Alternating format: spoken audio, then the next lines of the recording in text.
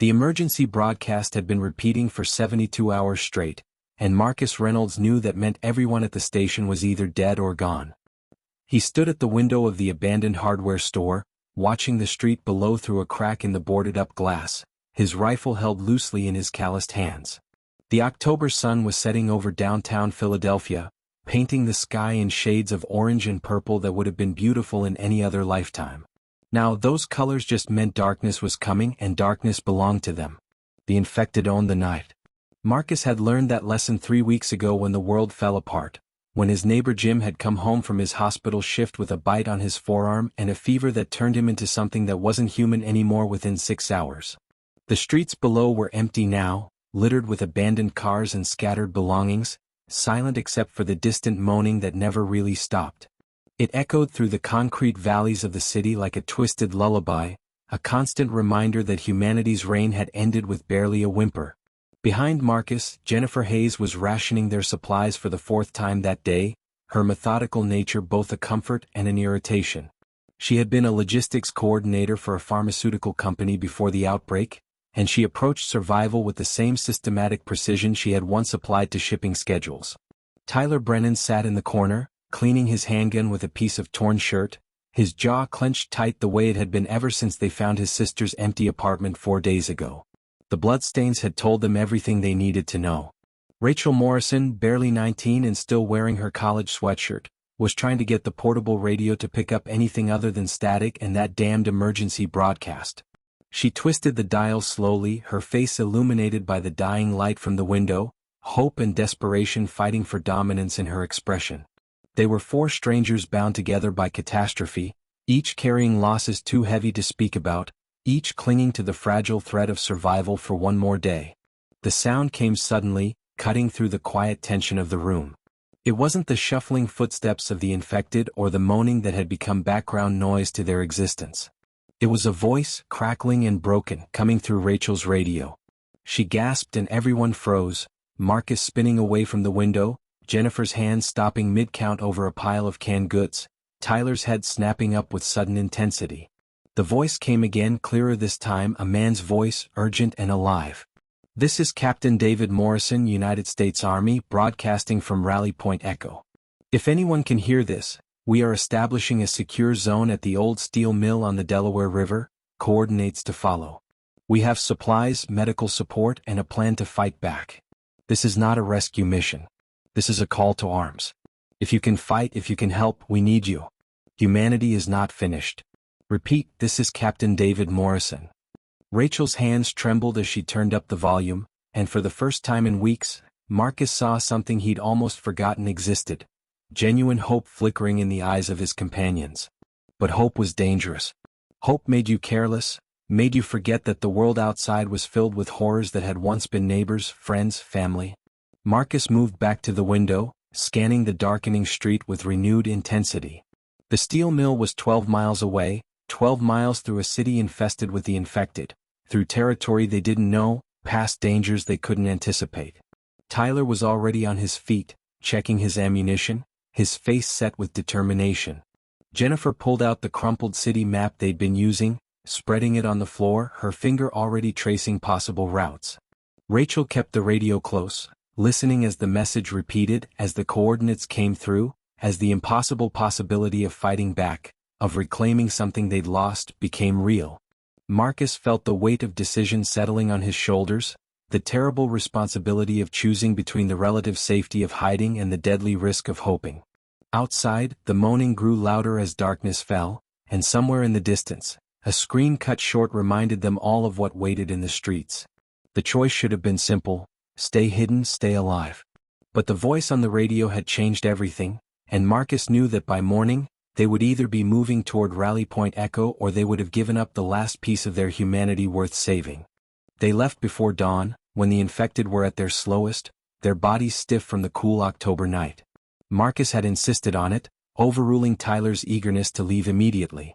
The darkness was their enemy, but so was impatience, and he'd seen too many people die from making rash decisions in the 3 weeks since the world ended. They moved in single file down the back stairwell of the hardware store, their footsteps careful and measured, each of them carrying a pack loaded with supplies Jennifer had precisely divided. Marcus took point with his rifle, Tyler covered the rear with his handgun and a crowbar he'd found, while Jennifer and Rachel stayed between them, each armed with knives and the kind of desperate courage that came from having no other choice. The alley behind the building smelled of rot and decay, dumpsters overflowing with garbage that would never be collected, but it was empty of the infected, and that was all that mattered. Marcus checked the street in both directions, saw 3 of them shambling near an overturned bus 2 blocks east, and signaled for the group to move west, away from the danger, toward the route Jennifer had mapped out in the pre-dawn hours. The city looked different in the gray morning light, like a corpse of its former self.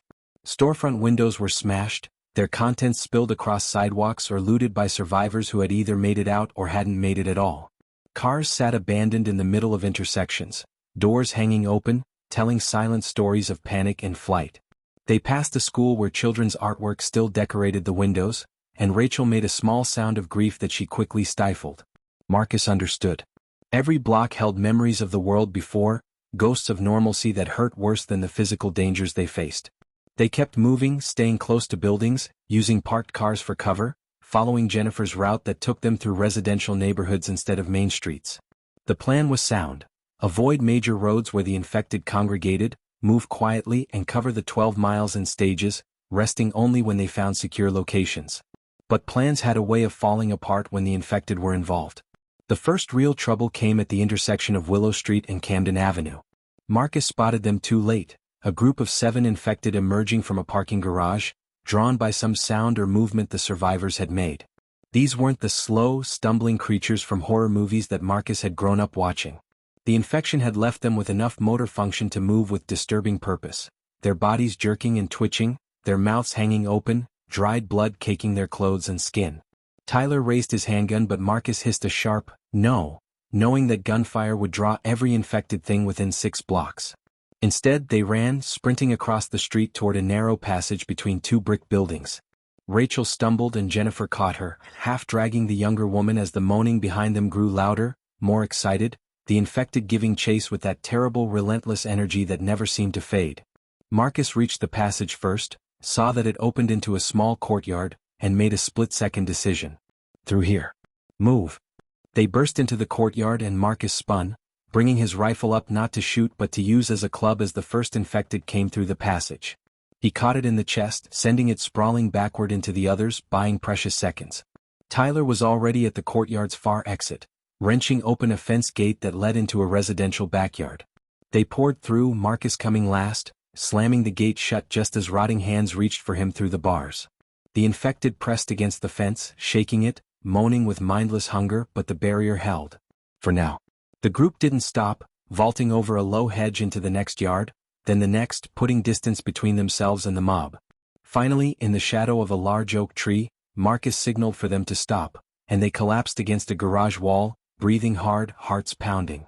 Rachel's face was pale, Jennifer's hands shook slightly as she checked her map, and Tyler looked like he wanted to go back and fight them all. But they were alive and they were moving forward, and that was enough. Marcus checked his watch.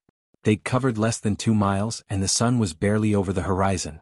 Rally Point Echo suddenly seemed very far away, and the voice on the radio that had filled them with hope now felt like a cruel promise that might be impossible to keep. But turning back wasn't an option anymore, so Marcus caught his breath, checked their surroundings and nodded toward the next street over. Without words they understood. They stood, adjusted their packs, and continued the journey that would either lead them to salvation or to the same fate that had claimed the rest of the world. By midday they had covered 6 miles and exhaustion was beginning to show in every step. Marcus called for a rest stop in a 2-story house that still had its doors intact, clearing each room with Tyler while Jennifer and Rachel waited outside, watching the empty street with wary eyes. The house had been left in a hurry, breakfast dishes still on the table, a coffee mug overturned and long since dried into a brown stain on the countertop. Photographs lined the hallway showing a family of 4, all smiles and vacation snapshots, and Marcus wondered briefly what had become of them before pushing the thought away. Dwelling on the lost was a luxury they couldn't afford. They ate in silence, rationing energy bars and bottled water, studying Jennifer's map and the route that still lay ahead.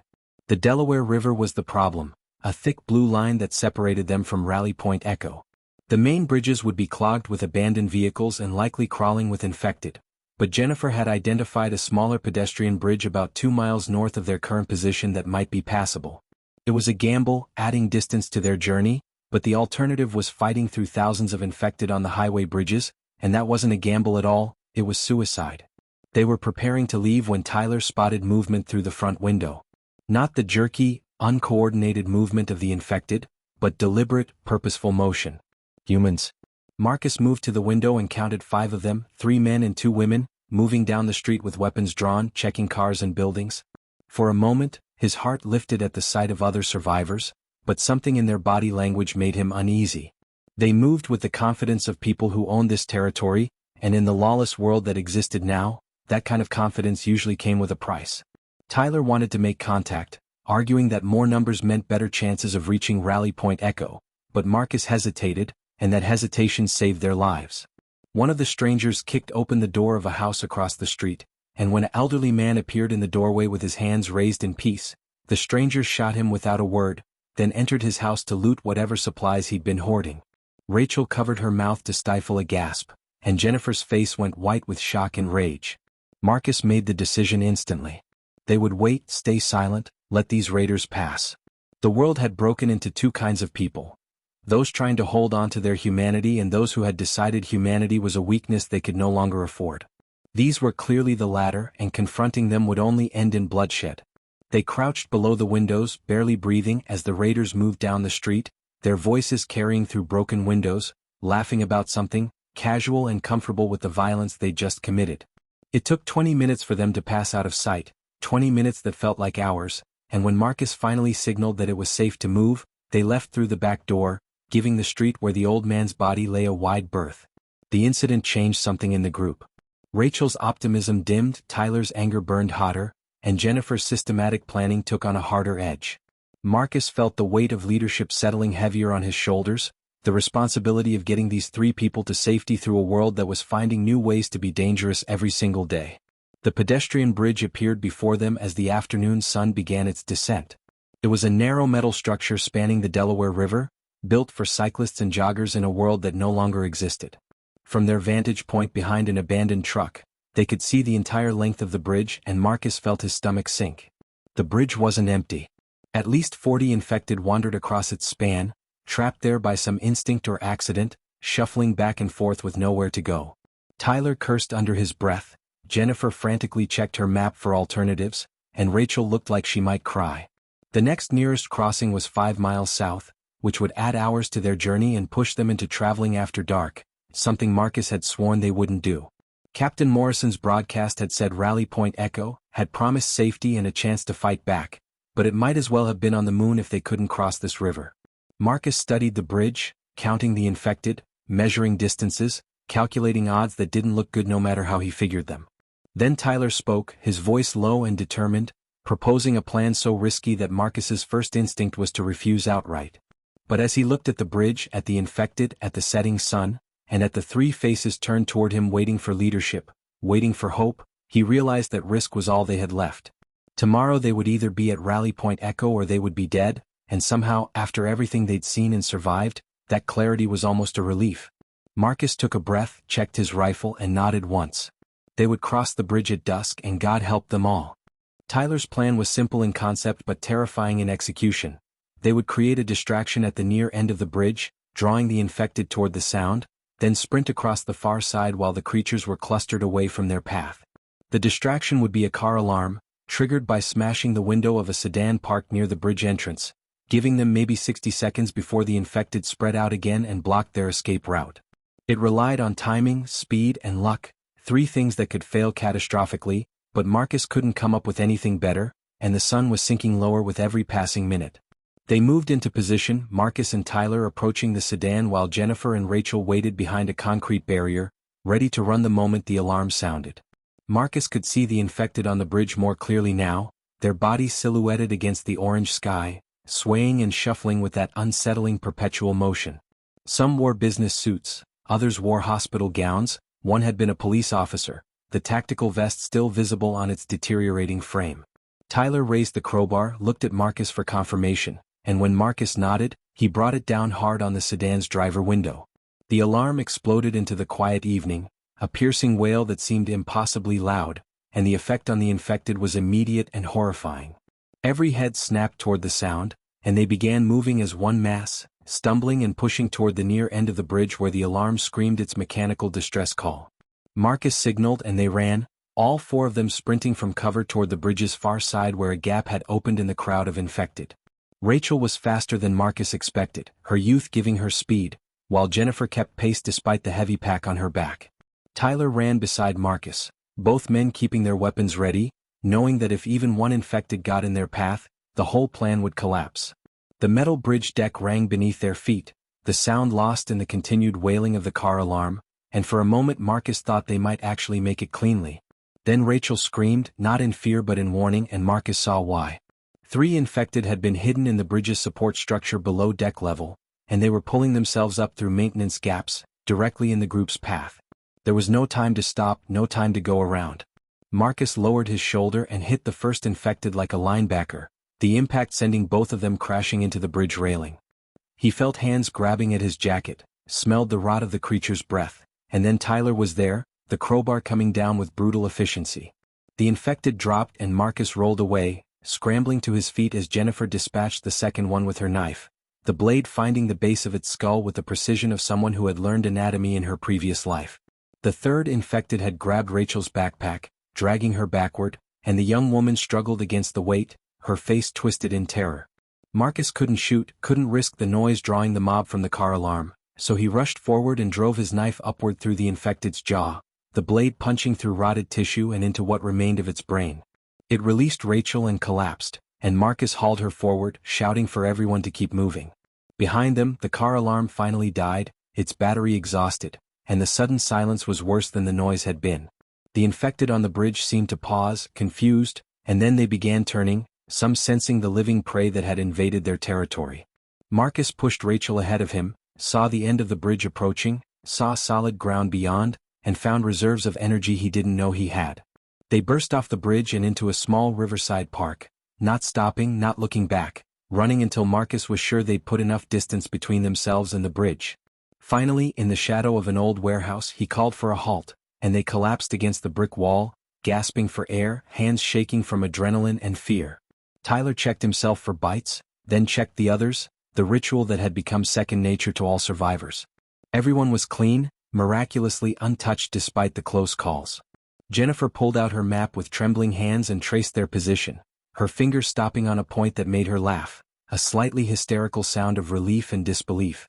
They were less than 2 miles from Rally Point Echo, close enough that if Captain Morrison's broadcast was real, if the safe zone actually existed, they could reach it before full darkness fell.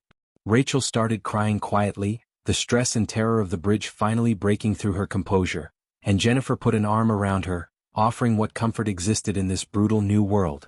Marcus met Tyler's eyes and saw his own exhaustion and determination reflected there. They had crossed the river, survived the infected and the raiders in their own fear, and now the final stretch lay ahead. But Marcus had learned not to celebrate too early, had learned that the world saved its worst surprises for the moment when you thought you were safe. He checked his rifle, scanned the darkening streets around the warehouse, and listened for the moaning that never seemed to stop. Rally Point Echo was close, so close, but close didn't mean safe, and the journey wasn't over until they were inside whatever sanctuary Captain Morrison had built. Marcus stood, ignoring his protesting muscles, and gestured toward the route they needed to take. Without words, the others stood as well, and together they moved forward into the gathering dusk, for survivors among millions of infected, carrying the fragile hope that somewhere ahead, humanity was ready to fight back and reclaim the world that had been lost. The old steel mill rose against the darkening sky like a fortress from another age, its massive smokestacks silent sentinels watching over the Delaware River. Marcus could see lights inside the complex, real electric lights, the first he'd witnessed since the grid had failed 2 weeks into the outbreak. Floodlights illuminated a perimeter fence that had been reinforced with sheets of corrugated metal and coils of razor wire, and figures moved along catwalks above, armed sentries tracking their approach. For a moment, Marcus felt overwhelming relief wash through him. Rally Point Echo was real. Captain Morrison's broadcast hadn't been a lie or a trap. Humanity had found a foothold here and they had made it. But the relief was short-lived, replaced by caution as they drew closer and he saw the bodies. Dozens of infected lay sprawled outside the fence, evidence of recent fighting, and the ground was torn up by what looked like vehicle tracks and spent ammunition casings. Whatever sanctuary existed inside those walls had been bought with blood and defended constantly, and Marcus wondered what price they would be asked to pay for entry. They approached slowly, hands visible, weapons lowered but ready, while Rachel kept the portable radio out, hoping it would serve as proof they'd come in response to the broadcast. A spotlight snapped on from the catwalk, pinning them in harsh white light, and a voice boomed through a megaphone, hard and suspicious. "Stop right there. Identify yourselves." Marcus squinted against the glare and shouted back their names, explained they'd come from downtown Philadelphia, that they'd heard Captain Morrison's broadcast. There was a long pause, and Marcus could feel multiple weapons trained on them, could sense the tension in the guards above. These people had learned not to trust, had probably been burned by raiders or infected who retained enough cunning to seem human from a distance. Finally, the voice came again, different this time, belonging to a woman with authority in her tone. "You'll submit to a 72-hour quarantine, medical examination, and interview. You refuse any part of that, you don't get inside. Those are the terms, non-negotiable." Marcus looked at his companions, saw Tyler nod immediately, Jennifer's careful consideration followed by agreement, and Rachel's desperate hope that made her willing to accept any conditions. He turned back to the light and shouted his acceptance, and machinery groaned as a gate in the fence began to slowly roll open. They were met by 4 soldiers in military fatigues, rifles raised, faces hidden behind medical masks, and led through a decontamination area that had been set up in one of the mill's old loading bays. The process was thorough and impersonal. Their weapons were tagged and temporarily confiscated, their clothes examined for blood and tears, their bodies checked for bites and scratches under bright examination lights that left no shadows to hide infections. A medic named Patricia Holloway conducted the examinations with efficient professionalism, her questions direct and clinical. When had they last encountered infected? Had they been exposed to bodily fluids? Did anyone have fever, chills, or unexplained pain? Marcus answered truthfully, watching as his companions did the same, understanding that lies here would only get them thrown back outside the fence. After the medical screening, they were issued clean clothes, shown to a quarantine area in a converted office building within the mill complex, and told that food would be brought shortly. The door locked behind them with a solid click, and for the first time in 3 weeks, Marcus felt the tension begin to drain from his shoulders.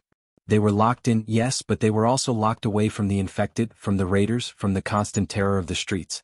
The quarantine room had 4 cots, a bathroom with actual running water, and a small window overlooking the mill's central courtyard. Tyler immediately tested the shower and let out a sound of pure joy when hot water poured from the faucet.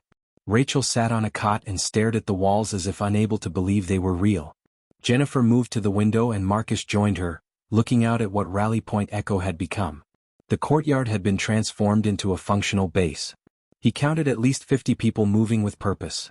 Soldiers maintaining weapons, civilians hauling supplies, someone tending a small garden plot that had been built in raised beds. A generator hummed somewhere, providing the electricity that had seemed like magic when they first approached. This wasn't just a hiding place, Marcus realized. This was the beginning of something larger, an organized resistance, exactly what Captain Morrison's broadcast had promised.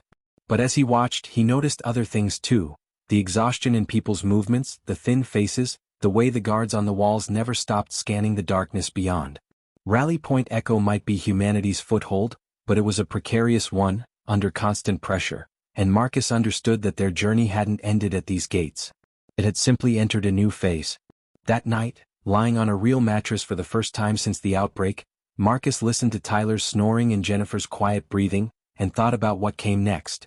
Captain Morrison had called for people who could fight, who could help reclaim the world from the infected. Marcus had been a construction foreman before the outbreak, had built things with his hands, had led crews and solved problems. Those skills seemed useless in a world of the living dead, but maybe they weren't. Maybe rebuilding started with people who knew how to construct, how to plan, how to turn raw materials into something functional.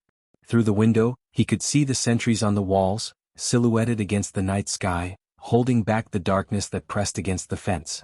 Somewhere beyond those walls, millions of infected wandered through dead cities, and somewhere beyond them, other survivors huddled in hiding or fought lonely battles against impossible odds. Rally Point Echo was one light in an ocean of darkness, but it was a light nonetheless, and Marcus felt something stirring in his chest that he'd thought the outbreak had killed: purpose. Tomorrow they would meet Captain Morrison, would learn what role they could play in this fight, would discover whether humanity's stand here would be its last or its first step toward dawn. Marcus closed his eyes, his hand instinctively reaching for the rifle that wasn't there, and for the first time in weeks, he slept without nightmares. Morning came with the sound of activity beyond their quarantine room, and Marcus woke to find a breakfast tray had been slipped through a secured hatch in the door. Scrambled eggs from powder, toast, and real coffee that smelled like civilization itself. They ate in comfortable silence, the simple act of a meal at a table feeling almost surreal after weeks of eating cold cans while watching for infected. At precisely 9 o'clock, the door unlocked and Patricia Holloway entered with a man in his late 40s wearing fatigues marked with captain's insignia. David Morrison looked exactly like his voice sounded. Weathered, competent, carrying the weight of command with steady resolve. He shook each of their hands, his grip firm, his eyes assessing them not as desperate refugees but as potential assets. "You made it 12 miles through downtown Philadelphia," he said, pulling up a chair. "That tells me you're smart, capable, and willing to take calculated risks. Those are exactly the people we need here." He spread a map across the table, and Marcus saw that it covered a 50-mile radius around Rally Point Echo, marked with symbols and notations that told a story of organized resistance. Captain Morrison explained what they'd built and what they were building. Rally Point Echo wasn't just a safe zone, it was the foundation for reclaiming the region. They had 200 survivors now, a mix of military personnel, civilians with useful skills, and people who had simply refused to give up. They'd secured 3 other locations in the past 2 weeks, establishing supply routes and communication networks. The plan was methodical and ambitious. Clear buildings block by block, establish safe corridors, rescue survivors, and slowly push back the infected through coordinated operations rather than desperate survival. But it required people, and that's where Marcus and his group came in. Morrison looked at each of them as he outlined possibilities. Jennifer's logistics background made her invaluable for managing their growing supply chains. Rachel's youth and speed made her perfect for the runner teams that maintained communication between outposts. Tyler's anger, properly channeled, would serve well in the combat units that cleared buildings and defended the perimeter. And Marcus, with his construction experience and proven leadership, was needed to help fortify their positions and eventually rebuild the infrastructure that had collapsed. The meeting was interrupted by alarms, a harsh klaxon that sent Morrison to his feet instantly. Through the window, Marcus saw people scrambling to defensive positions, and the captain's face went grim as a soldier burst through the door with a radio. "Sir, we've got a massive herd approaching from the north, at least 500, maybe more. Something's driving them this way." Morrison cursed and made for the door, then paused and looked back at Marcus and the others. "Your quarantine isn't up, but I could use every able body on those walls. You willing to fight before you're officially cleared?" Marcus didn't hesitate, standing and moving toward where their weapons had been stored. Tyler was right behind him, then Jennifer, then Rachel, fear in their eyes but determination in their movements. They'd come to Rally Point Echo to survive, yes, but Morrison's broadcast had promised more than survival. It had promised a chance to fight back, and that chance was coming whether they were ready or not. The walls of Rally Point Echo became a desperate battle line as the horde approached, a seething mass of infected drawn by something the scouts couldn't identify, pushing toward the mill complex with terrible purpose. Marcus took his position on the catwalk, rifle in hand, flanked by soldiers and civilians alike, all of them understanding that if the fence fell, everything Morrison had built would die here.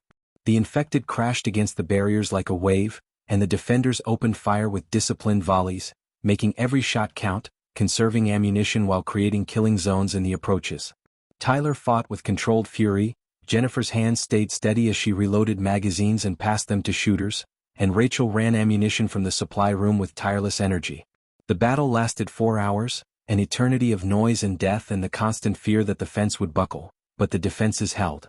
When the last infected finally fell and the guns went silent, 200 survivors stood exhausted but alive on the walls, and Marcus understood what Captain Morrison had been building. This wasn't just survival. This was humanity learning to stand its ground, to stop running, to fight for every inch of the world they'd lost. In the aftermath, as the sun set on their first day as official members of Rally Point Echo, Marcus stood on the wall and looked out at the darkness that still held so many threats, so many infected, so much territory to reclaim. The journey from that hardware store in downtown Philadelphia seemed like it had taken years instead of days, and he knew the journey ahead would be longer still. But Jennifer was organizing supply inventories with newfound authority, Tyler was cleaning weapons alongside soldiers who recognized a fellow warrior, and Rachel was already planning runner routes with the communication teams. They had traveled from darkness toward dawn, and though the night was far from over, the light was growing stronger. Rally Point Echo was humanity's declaration that the world belonged to the living, not the dead, and every survivor who made it through those gates, every building reclaimed, every infected put down permanently, was a step toward the day when cities would hum with life again. Marcus checked his rifle, nodded to the sentry taking the next watch and headed down from the wall. Tomorrow they would begin the real work of fighting back, of reclaiming their world one block at a time, and for the first time since Jim had come home with that bite on his arm, Marcus believed that tomorrow might actually come. The long journey wasn't over, but humanity had stopped retreating, and in this new world, that made all the difference between extinction and dawn.